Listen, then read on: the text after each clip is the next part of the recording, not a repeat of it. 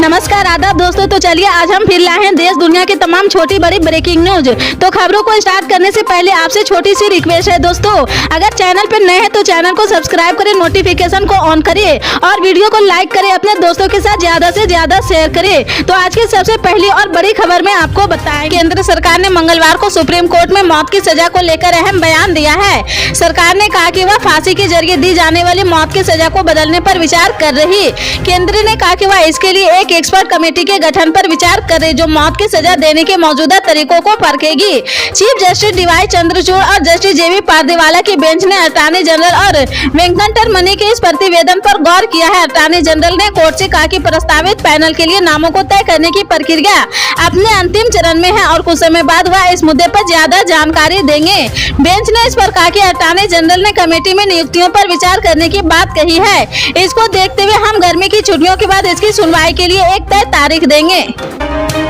भारत के वरिष्ठ राजनेता शरद पवार ने राजनीति छोड़ने का फैसला कर लिया है। मंगलवार को उन्होंने बताया कि वह जल्द ही राष्ट्रवादी कांग्रेस पार्टी अध्यक्ष पद से इस्तीफा दे देंगे। एक कार्यक्रम के दौरान उन्होंने जानकारी दी है कि वह आगे चुनाव भी नहीं लड़ेंगे। अध्यक्ष पद छोड़ने की खबरों के साथ ही एनसीपी में हलचल तेज हो गई है। पार्टी कार्यकर्ता उन्हें फैसले पर दोबारा विचार करने की अपील कर रहे हैं। पवार ने कहा कि राज्यसभा में मेरा 3 साल का कार्यकाल बाकी है, मैं आगे चुनाव नहीं लड़ूंगा।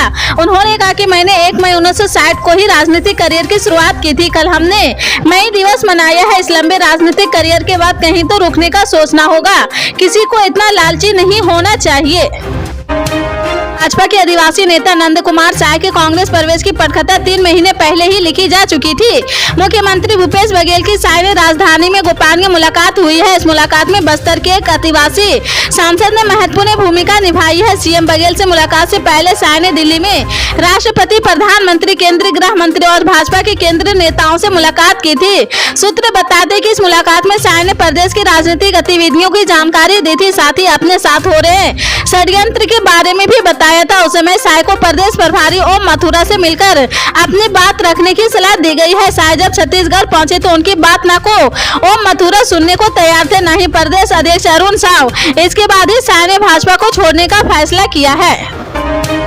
साल 2023 का पहला चंद्र ग्रहण शुक्रवार 5 मई 2023 को पड़ेगा। इससे पहले सूर्य ग्रहण अप्रैल के महीने में पड़ चुका है। ज्योतिष शास्त्र में चंद्र ग्रहण का विशेष महत्व बताया गया है। ज्योतिष में चंद्रमा को मन का कारक माना गया है। चंद्र ग्रहण के दौरान चंद्रमा ग्रसित हो जाता है, जिसका असर हर किसी की मानसिक स्थिति पर पड़ सकता है। साल का पहला चंद्र ग्रहण 5 मई 2023 शुक्रवार के दिन लगेगा। यह ग्रहण 5 मई की रात में 8:46 से शुरू होगा और मध्य रात्रि के बाद 1:02 पर समाप्त होगा। साल का पहला चंद्र ग्रहण भारत में नहीं दिखेगा।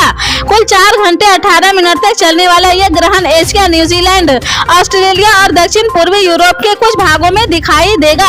ग्रहण के पहले सूतक काल शुरू हो जाता है। हालांकि ग्रहण का प्रभाव भारत में न होने की वजह से सूतक काल भी भारत में मान्य नहीं होगा। ग्रहण का असर भारत में भी नहीं होगा, लेकिन धार्मिक और पौराणिक बातों को ध्यान में रखते हुए गर्भवती महिलाओं इस दिन का सावधानी बरतने की जरूरत है। सावधानी रखेंगे तो आप स्वास्थ्य और सेहतमंद रहेंगे, साथ ही आपका बच्चा भी स्वस्थ रहेगा।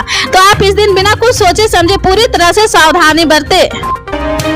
कांग्रेस के राष्ट्रीय अध्यक्ष मल्लिकार्जुन खड़गे कर्नाटक विधानसभा चुनाव 2023 को लेकर घोषणा पत्र जारी किया है, जिसमें पार्टी की ओर से 200 यूनिट मुफ्त बिजली का वादा किया है। साथ ही बेरोजगार स्नातकों को 2 साल के लिए 3000 रुपए प्रतिमाह और बेरोजगार डिप्लोमा धारकों को 1500 रुपए प्रतिमाह दिए जाने का वादा किया है। इस दौरान कर्नाटक के पूर्व मुख्यमंत्री सिद्धारमैया, कर्नाटक कांग्रेस के अध्यक्ष DK शिवकुमार भी मौजूद थे।